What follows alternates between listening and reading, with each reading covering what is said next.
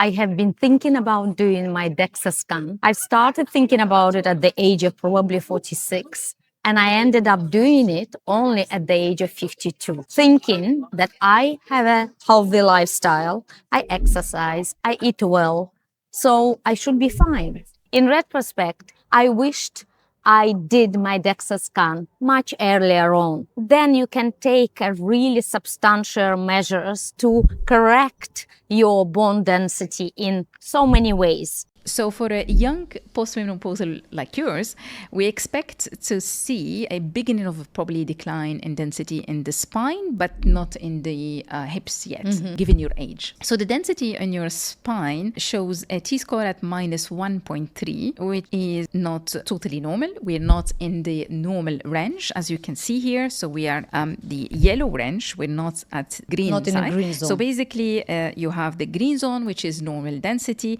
and you have the red zone, which is the osteoporotic range. We have an area in yellow called osteopenia or osteopenic range. So osteopenia is a transitional phase where your density starts to be lower than average, but it's not you're not osteoporotic yet. I can tell that this is a early osteopenia. So it has just started to decline in the spine.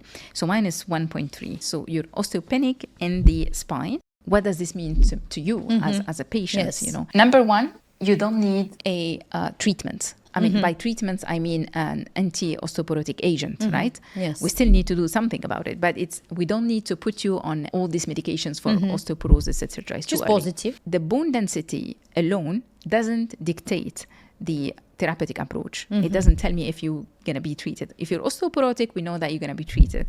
If you've had an osteoporotic fracture, I don't even need the DEXA scan. I know you need to be treated.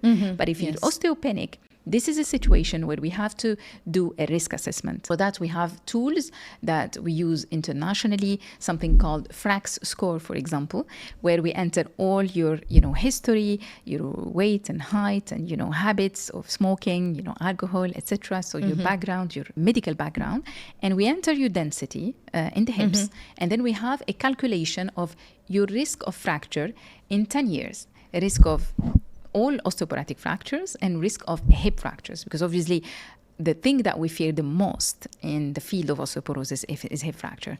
Hip fracture is associated with an incredibly high mortality and morbidity.